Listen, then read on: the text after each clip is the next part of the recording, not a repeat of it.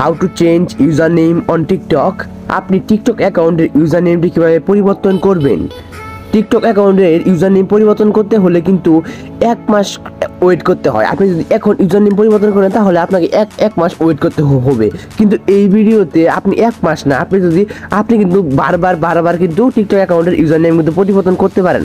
তো আমি যখন আমার টিকটক অ্যাকাউন্টের ইউজার নেমে যাচ্ছি, এখান থেকে কোনো এডিটের অপশন আসতেছে না, মানে এখানে কোনো এডিটের অপশন আসতেছে না। এখানে বলতেছে your user name can be changed, মানে আমরা আগামী 30 দিন পরে ইউজার নেমটি চেঞ্জ করতে পারবো, ওইখানে এটাই বলতেছে। কিন্তু এই ভিডিওটি দেখার পরে আপনি আপনার টিকটক অ্যাকাউন্টের ইউজার নেমটি যে কোনো সময় কিন্তু চেঞ্জ করতে পারবেন। তো আপনি যদি আপনার টিকটক প্রোফাইলে যদি চলে যান, তো এখানে কিন্তু ইউজার নেম চেঞ্জ করার কিন্তু অপশন আসে না, ইউজার নেম কিন্তু চেঞ্জ করা যায় না।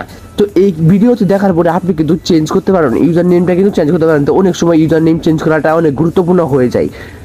তো ইউজার নেমটি কীভাবে চেঞ্জ করবেন আমি দেখিয়ে দিচ্ছি, ভিডিওটি খুব ভালোভাবে দেখুন।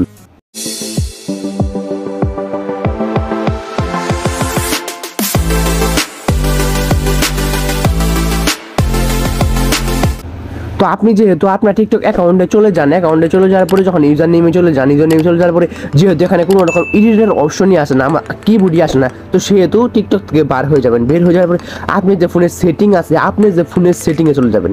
ফোনের সেটিংয়ে চলে যাওয়ার পরে সার্চবারে চলে যাবেন। সার্চবারে চলে যাওয়ার পরে এখানে লিখবেন টাইম জুম, মানে আপনাদের টাইম চেঞ্জ করে আপনার ফোনের টাইম চেঞ্জ করতে হবে, মানে ডেট চেঞ্জ করতে হবে, ওই সেটিংয়ে চলে যাবেন। তো সেজন্য টাইম টিমে চলে যাবেন। টাইম টিমে চলে যাওয়ার পরে সেট টাইম অটোমেটিকলি এটা বন্ধ রাখবেন। তারপরে আপনার যে ডেট আছে ওই ডেটে চলে যাবেন।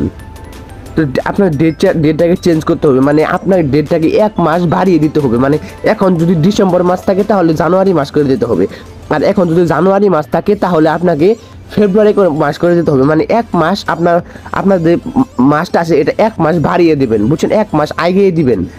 এখন যদি ফেব্রুয়ারি থাকে তাহলে মার্চ করে দিবেন, এখন যদি মার্চ থাকে তাহলে আপনি এপ্রিল করে দিবেন, মানে 1 মাস আগেই দিবেন। দেওয়ার পরে আপনি আবার পুনরায় টিকটক অ্যাপসের ভিতরে চলে যাবেন। আপনার ফোনের ডেটটি একটু আগেই নেবেন। আগে নেওয়ার পরে আপনি আবার টিকটক অ্যাকাউন্টের ভিতরে চলে যাবেন। চলে যাওয়ার পরে আপনার প্রোফাইলে চলে যাবেন।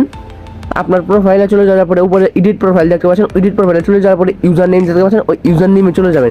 এখন দেখতে পাচ্ছেন এডিটের অপশন কিন্তু চলে আসতেছে। এখন কিন্তু আমরা 1 মাস ওয়েট করতে হচ্ছে না, আমরা কিন্তু 1 মাস ওয়েট করা ছাড়া এখানে কিন্তু ইউজার নেম দিতে পারতেছে। তো এখানে কিন্তু এডিটের অপশন কিন্তু চলে আসছে, এখান থেকে কিন্তু আমরা এডিট করতে পারি। এডিট করার পর উপরে সেভ বাটনে ক্লিক করে সেট ইউজার নেমে ক্লিক করলে আপনার যে ইউজার নেমটি সেটা কিন্তু সেভ হয়ে যাচ্ছে। এখানে কিন্তু 1 মাস কিন্তু ওয়েট করতে হইতেছে না। তো এরকম করে কিন্তু আপনি খুব সহজে ইউজার নেমটি চেঞ্জ করতে পারবেন। তো আজকের ভিডিওটি ভালো লাগলে ভিডিওতে লাইক করবেন, আর চ্যানেলে যদি নতুন হয়ে থাকেন তাহলে চ্যানেলটিকে অবশ্যই কিন্তু সাবস্ক্রাইব করে দিবেন।